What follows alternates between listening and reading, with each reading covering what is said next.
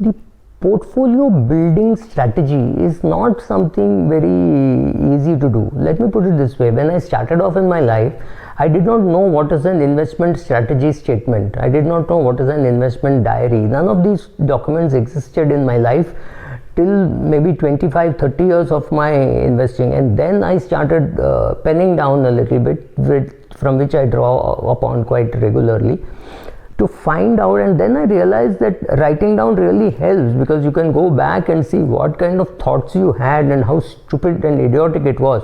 So when I started my journey, I had a head full of white hair and full of foolish ideas. Now the hair has turned white, but I do not know whether my ideas are still as foolish.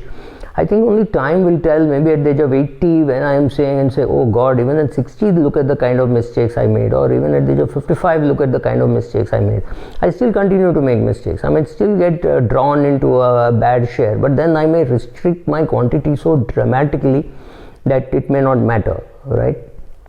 So some of those strategies with which you start of saying, okay, I will be a dividend investor, but then suddenly while being a dividend investor, you get stories of people saying how this share is going to double and how this company is doing well, how this industry is doing well.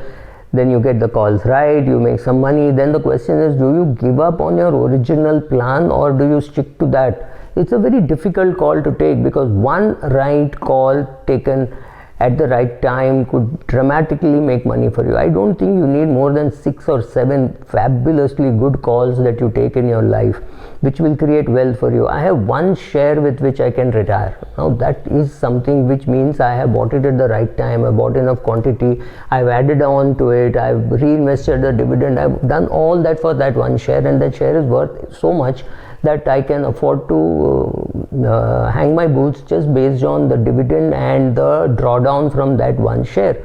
I should be able to have enough money for the next 30 years with just that one single share, right? And without liquidating too much, and my daughter having access to that. And I'm not even talking of my other assets and things like that. So that is luck or skill, I don't really know, but that is there.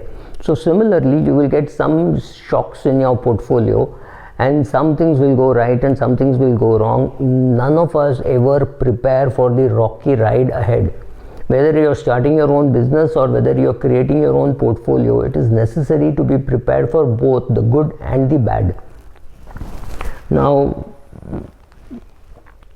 in the journey you start with, you say, okay, I need to invest only in good companies which will pay dividend. You start doing that. Then you don't know whether you have to still wait and have patience, or will some other company give you better results. So you go a little into growth.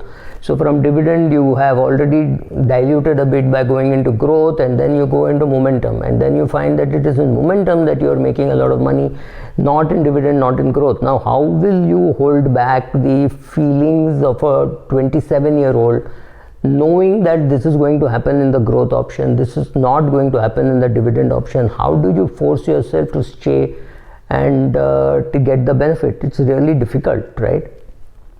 So you have to stick, you have to create your own theories, you have to create your own philosophies, you have to create your own diaries. You have to know why you're being tempted and how you will stay away from temptation, because staying away from temptation and staying away from losses is not very easy, because sometimes you need your small skirmishes and battles. So some people are happy getting small time returns. Now typically as value investors or dividend value investors and dividend growth investors, you are largely looking at all that stuff which others are doing, but you are completely saying, no, I will not do that. That is necessary to be able to make money in equities, right?